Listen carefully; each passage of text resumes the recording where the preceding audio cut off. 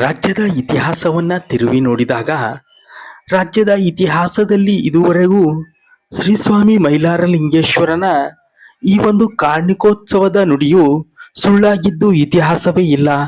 ಶ್ರೀ ಸ್ವಾಮಿಯ ನುಡಿಯು ರಾಜ್ಯದ ರಾಜಕಾರಣ ಮತ್ತು ರಾಜ್ಯದ ವಾತಾವರಣದ ಮಟ್ಟಿಗೆ ಶ್ರೀ ಸ್ವಾಮಿಯ ನುಡಿಯು ಇದುವರೆಗೂ ಕೂಡ ನಿಜವಾಗಿದ್ದು, ಆ ಒಂದು ನುಡಿಯನ್ನ ಕೇಳಲು ಲಕ್ಷಾನುಲಕ್ಷ ಜನರು ಈ ಒಂದು ಸ್ಥಳದಲ್ಲಿ ಬಂದು ಸೇರುತ್ತಾರೆ.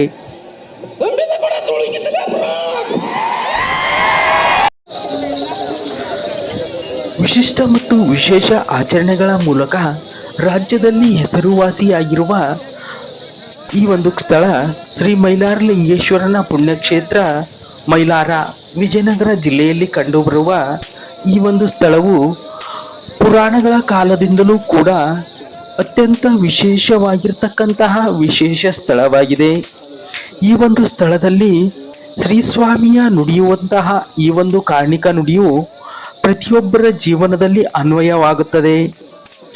ರಾಜ್ಯದ ಜನರ ಪ್ರತಿಯೊಬ್ಬರ ಜೀವನದಲ್ಲೂ ಕೂಡ ಅನ್ವಯವಾಗುವುದರಿಂದ ಬಹಳ ಹಿಂದಿನ ಕಾಲದಿಂದಲೂ ಕೂಡ ಇಲ್ಲಿಗೆ ಭಕ್ತಾದಿಗಳು ಬಂದು ತಮ್ಮ ತಮ್ಮ ಕೋರಿಕೆಗಳನ್ನ ಬೇಡಿಕೊಂಡು ಸ್ವಾಮಿಯು ನೆರವೇರಿಸಿದ ನಂತರ ಇಲ್ಲಿ ಬಂದು ತಮ್ಮ ಸೇವೆಯನ್ನ ಸಲ್ಲಿಸಿ ಹೋಗುತ್ತಾರೆ.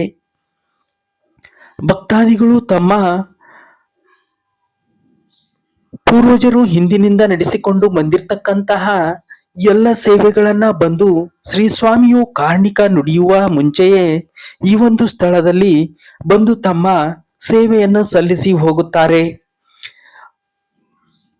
ಒಬ್ಬೊಬ್ಬರ ಮನೆಯದು ಕೂಡ ಒಂದೊಂದು ವಿಶೇಷವಾಗಿರ್ತಕ್ಕಂತಹ ಸೇವೆಯನ್ನ ಸಲ್ಲಿಸುವ ಪದ್ಧತಿಯು ಬಹಳ ಹಿಂದಿನಿಂದ ನಡೆದುಕೊಂಡು ಬಂದಿದೆ. ಅದೇ ರೀತಿಯಾಗಿ ಅವರು ಬಂದು ವಂಶ ಪಾರಂಪರ್ಯವಾಗಿ ಶ್ರೀ ಸ್ವಾಮಿಗೆ ಸಲ್ಲಿಸ್ತಕ್ಕಂತಹ ಸೇವೆಯನ್ನ ಬಂದು ಈ ಒಂದು ಸ್ಥಳದಲ್ಲಿ ಸ್ವಾಮಿಯು ಕಾರ್ಣಿಕ ನುಡಿಯುವ ಮುಂಚೆಯೇ ಎಲ್ಲರೂ ಕೂಡ ತಮ್ಮ ಸೇವೆಗಳನ್ನ ಅರ್ಪಿಸಿ ಈ ಒಂದು ಸ್ಥಳದಲ್ಲಿ ಬಂದು ಸ್ವಾಮಿಯ ಕಾರ್ಣಿಕೋತ್ಸವವನ್ನ ನಡೆಸಿಕೊಡುತ್ತಾರೆ. ಆ ಒಂದು ಕಾರ್ಣಿಕೋತ್ಸವದಲ್ಲಿ ಪಾಲ್ಗೊಂಡು ಸ್ವಾಮಿಯು ನುಡಿಯುವ ಈ ಒಂದು ಕಾರ್ಣಿಕ ನುಡಿಯನ್ನ ಕೇಳಿದ ನಂತರ ತಮ್ಮ ತಮ್ಮ ಊರುಗಳಿಗೆ ಮರಳುತ್ತಾರೆ. ಶ್ರೀ ಸ್ವಾಮಿಯ ಈ ಒಂದು ಕಾರ್ಣಿಕ ನುಡಿಗಾಗಿಯೇ ರಾಜ್ಯ ಮತ್ತು ಹೊರ ರಾಜ್ಯಗಳಿಂದ ಭಕ್ತರ ದಂಡು ಹರಿದು ಬರುತ್ತದೆ. ಲಕ್ಷಾನುಲಕ್ಷ ಸಂಖ್ಯೆಯಲ್ಲಿ ಈ ಒಂದು ಸ್ಥಳದಲ್ಲಿ ಭಕ್ತರು ಬಂದು ಈ ಒಂದು ನುಡಿಯನ್ನ ಕೇಳಿ ಹೋಗುತ್ತಾರೆ.